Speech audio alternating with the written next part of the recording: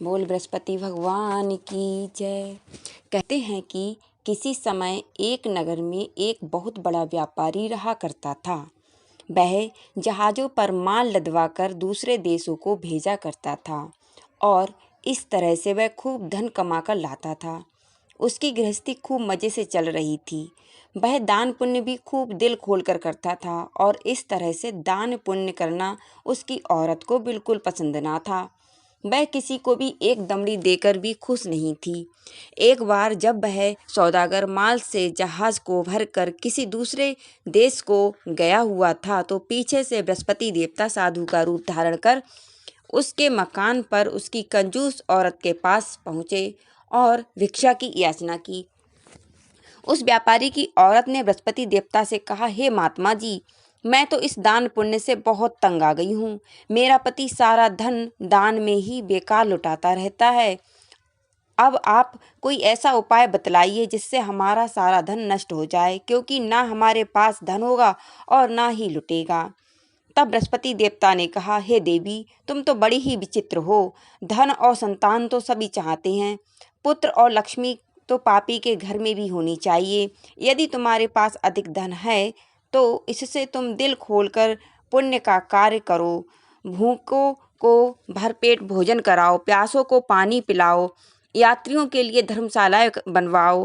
कितने ही निर्धनों की कन्याएं धन के अभाव से बिन ब्याही बैठी हैं, उनका विवाह संपन्न कराओ। और भी कई पुण्य कार्य ऐसे हैं जिनको करके तुम्हारा लोक परलोक सार्थक हो जाएगा और अंतकाल में तुम्हें मुक्ति मिलेगी। लेकिन सौदागर की स्त्री बड़ी ढीठ थी। उसने कहा, महात्मा जी, मैं इस संबंध में आपकी बात नहीं सुनना चाहती। मुझे ऐसे धन की बिल्कुल भी आवश्यकता नहीं है जो मैं दूसरों को बांटती फिरूं। बृहस्पति देवता बोले, यदि तुम्हारी ऐसी ही इच्छा है तो फिर ऐसा ही होगा।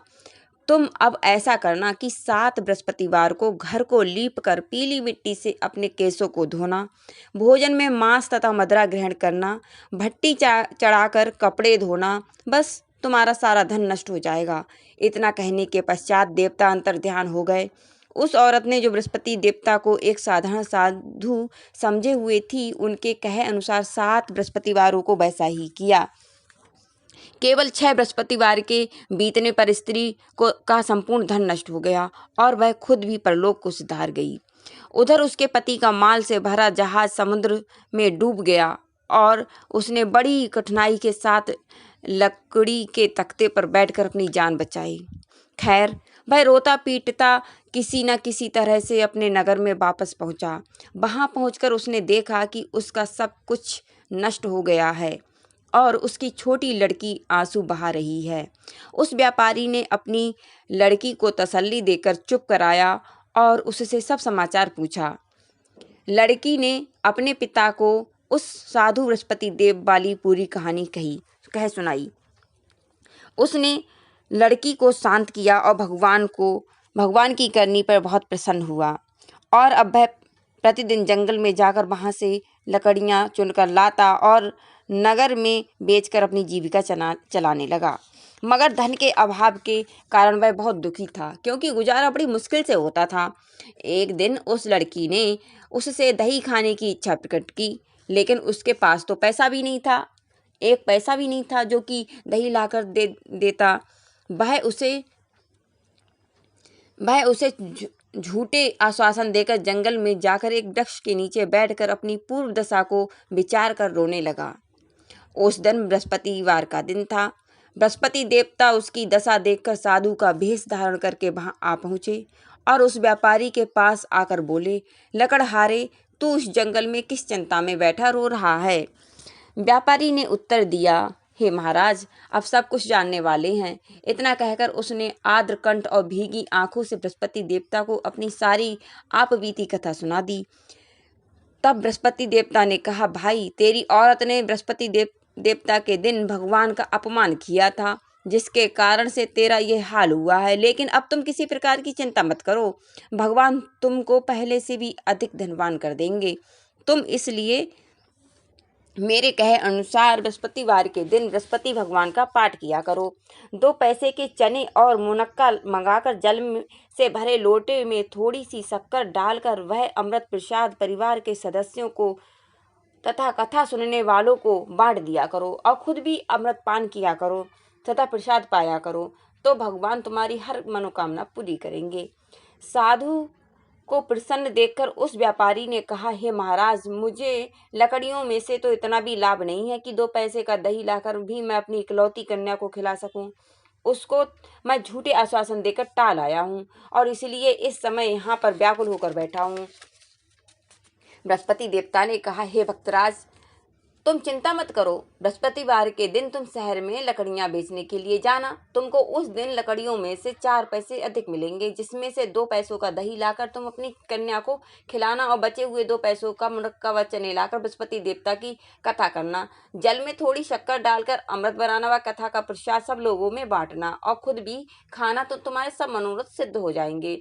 इतनी बात कहकर बृहस्पति देवता तो अंतर्ध्यान हो गए। 7 दिन बीतने पर बृहस्पतिवार का दिन भी आ पहुंचा। व्यापारी ने जंगल में से लकड़ियां इकट्ठी की और शहर में बेचने के लिए ले आया। उसको उस दिन 4 पैसे अधिक मिले, जिसमें से 2 पैसों का दही ला करके अपनी इकलौती कन्या को खिला दिया और 2 पैसे के चने और मुनक्का लेकर अमृत बनाकर प्रसाद बांटा और प्रेम से खुद भी खाया।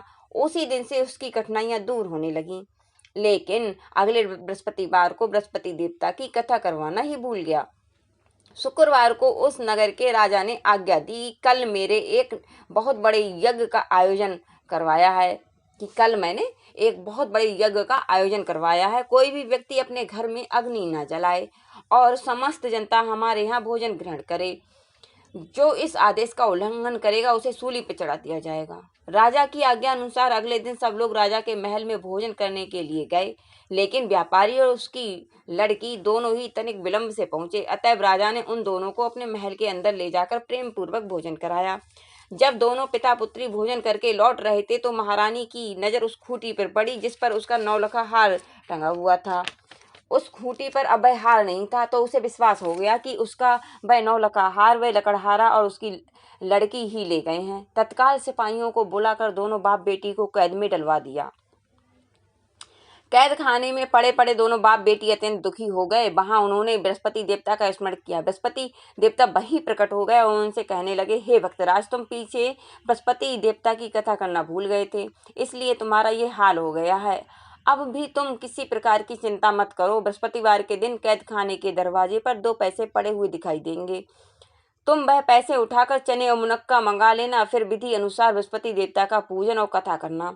बस फिर तुम्हारे सभी दुख दूर हो जाएंगे। जब बृहस्पतिवार का दिन आया तो उस व्यापारी को जेल खाने के मुख्य द्वार पर के पास 2 पैसे पड़े हुए मिले। बाहर सड़क पर एक औरत जा रही थी। उससे व्यापारी ने कहा कि वह बाजार से 2 पैसे के चने और मुनक्का ला दे ताकि मैं बृहस्पति देवता की कथा कर सकूं। तब उस स्त्री ने कहा, मैं अपनी बहू के वस्त्र सिलवाने जा रही हूँ, अतः मैं तुम्हारे बृहस्पति भगवान को क्या जानूं। इतना कहकर वह औरत वहां से चली गई। थोड़ी देर के बाद वहां से दूसरी औरत निकली और व्यापारी ने उसको बुलाकर उससे विनती की, हे बहन, तू मुझे बाजार से 2 पैसे के चने और मुनक्के ला दे। मुझे बृहस्पति देवता की कथा करनी है और फिर प्रसाद बांटना है। वह स्त्री बृहस्पति देवता का नाम सुनकर गदगद होकर बोली, बलिहारी जाऊं, वीर भगवान के नाम पे मैं तुम्हें अभी मुनक्का व चने लाकर देती हूँ। मेरा इकलौता बेटा मर गया है, मैं उसके लिए कफन लेने जा रही हूँ, मगर अब पहले तुम्हारा काम करूँगी, उसके बाद अपने बेटे का कफन लाऊंगी। फिर उसने व्यापारी के से 2 पैसे लिए और बाजार से चने मुनक्का लेकर आई। कथा समाप्त होने के पश्चात ही वह कफन लेकर अपने घर की ओर रवाना हुई। देखते क्या है कि लोग उसके पुत्र की लाश को कंधों पर रखकर राम नाम सत्य है करते हुए शमशान की ओर चले जा रहे हैं। तब उस औरत ने उस व्यापारी से कहा, भाई, मुझे अपने लाड़ले का मुख तो देख लेने दो। तब लोगों ने अर्थी को जमीन पर रख दिया। स्त्री ने अपने पुत्र के मुख में प्रसाद और अमृत डाला। प्रसाद और अमृत के मुख में पड़ने के साथ ही लड़का उठकर खड़ा हुआ और अपनी माँ को गले से लगाकर मिला। दूसरी स्त्री ने जिसने वीर भगवान का निरादर किया था, वह अपने पुत्र के विवाह के लिए वस्त्र लेकर लौटी और जब वह जब घोड़ी पर सवार होकर बाजे गाजे से बारात के साथ बाजार से निकला तो घोड़ी ने छलांग मारी और वह जमीन पर आ गिरा, बुरी तरह से घायल हो गया।